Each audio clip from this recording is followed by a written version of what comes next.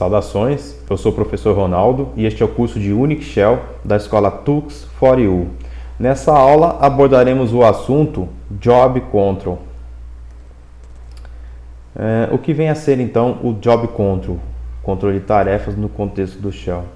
Job Control é o gerenciamento de processos realizado pelo Shell corrente. Job Control refere-se à capacidade de manipular o estado desses processos por meio de uma tabela que associa cada processo a um índice numérico. As possíveis transições de estado para os processos são síncrono e assíncrono, suspenso e em execução, foreground e background, associados e desassociados. Os comandos mais comuns associados ao Job Control são BG, FG, Jobs, Kill, Wait, Zone, além do uso do metacaractere e comercial para colocar um processo imediatamente em background. Em login shells, as sequências de teclas Ctrl Z e Ctrl C são úteis para suspender e interromper processos em foreground. Detalhando um pouco sobre as transições de estado, nós temos o síncrono e assíncrono.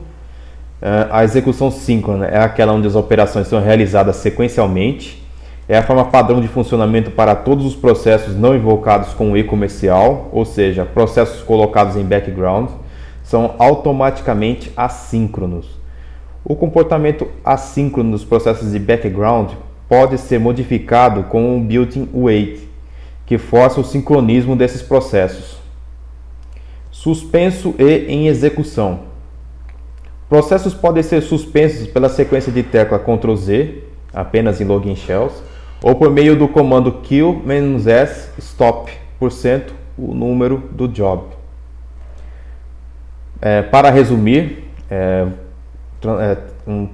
transformar um processo suspenso de volta em execução, esse processo nós chamamos de resume.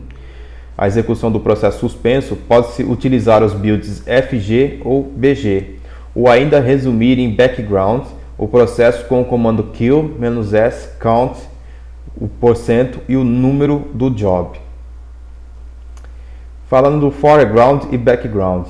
Processos em foreground só podem ser colocados em background em login shells por meio da sequência de teclas Ctrl Z e do built-in FG, uma vez que não é possível manipular a tabela de jobs por meio de processos externos ao shell corrente.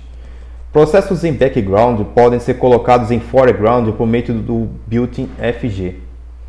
Associados e desassociados. Todos os processos iniciados no shell corrente permanecem associados até o fim de sua execução ou até que seja realizada uma desassociação por meio do built-in zone. A reassociação não é possível. Falando agora, fazendo alguns exercícios práticos. Algumas notas. O exercício a seguir funciona corretamente apenas no Bash e no ZSH. Descrição. O exercício consiste em 1. Criar um script para consumir uma lista de processos, executando-os em grupos de 4 processos simultâneos. Monitorar o trabalho do script para elucidar seu funcionamento. Falando a respeito da execução. 1. Criar um arquivo de nome sugerido sh.sh com o seguinte conteúdo. Este conteúdo pode ser baixado diretamente no portal. Set-O, abortar caso encontre erros. Monitoramento, vamos forçar o monitoramento. Em alguns shells isto é automático, mas não em todos. Set-U, abortar caso encontre variáveis indefinidas. Aqui nós fazemos a declaração das variáveis que nós pretendemos usar, seconds, minsecs, maxsecs, maxforks. E aqui nós fazemos a atribuição, mínimo de segundos, valor mínimo para o looping. Maxsecs, maxforks 4, que é a quantidade de processos simultâneos que nós desejamos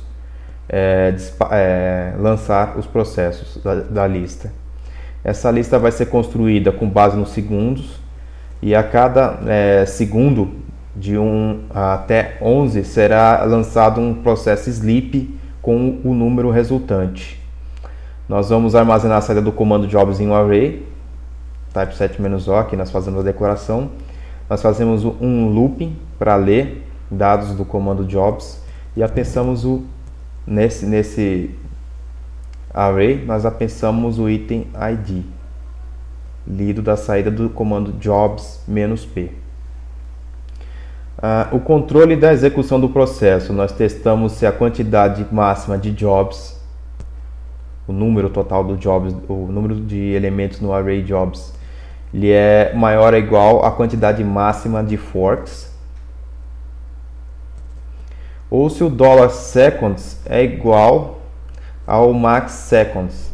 Quer dizer que se a gente também chegarmos ao $secs, se for igual ao max secs, é hora também de aguardar.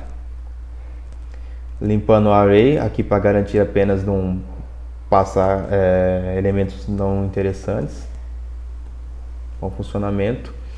E continuamos. No terminal à parte, criar um monitor do script com o seguinte comando. Nós vamos utilizar o comando watch, no intervalo de 1 segundo, e o pgrep para o comando sleep, para que nós possamos fazer o controle. Vamos inclusive já lançar o comando, o monitor, deixar ele funcionando antes de executarmos o script. Watch-n1 pgrep-fl bin/sleep. Vamos deixar funcionando. Executar o script com alguns dos shells citados em notas, que no caso é bash e zsh, precedendo a linha com o comando time. Exemplo, time shell sh.sh. Nesse caso, a variável shell nós substituímos pelo shell que nós estamos utilizando, pretendemos utilizar. Então nós podemos fazer a execução do script, mantendo o monitor ativo, o shell no caso zsh ou bash, e o script em si. E nós podemos acompanhar a execução do script, os processos sendo lançados, e acompanhar no monitor os processos sendo lançados e terminados.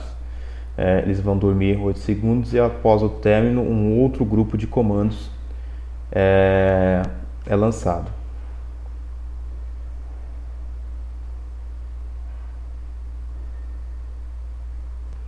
Nós temos o tempo total de execução de 23 segundos. Para calcular a quantidade total disso daqui, seria um fatorial de 11. Nós calcularíamos o tempo total se fosse uma execução síncrona. Para alguns casos nós temos ganho quando fazemos execução assíncrona. Conclusão: o script cria 11 processos com os comandos sleep, utilizando o incremento do looping for, que se executados serialmente levariam 66 segundos contra 23 segundos na abordagem utilizada. Vale esclarecer que esta abordagem não é a forma mais otimizada possível de execução para o caso proposto, e que dependendo das tarefas em questão há aumento e não redução no tempo total de execução, principalmente quando tratam-se de opções de leitura ou escrita no disco. No caso, nós utilizamos o comando sleep, ele não usa nenhum tipo de I/O, além da leitura insignificante do próprio binário no disco. Em caso de leitura em disco, leitura em rede, talvez esse looping pode provocar uma degradação na performance do programa ao invés de melhorá-lo, como nós vimos aqui. Então deve-se avaliar antes para poder decidir se vale a pena usar esse tipo de abordagem ou não.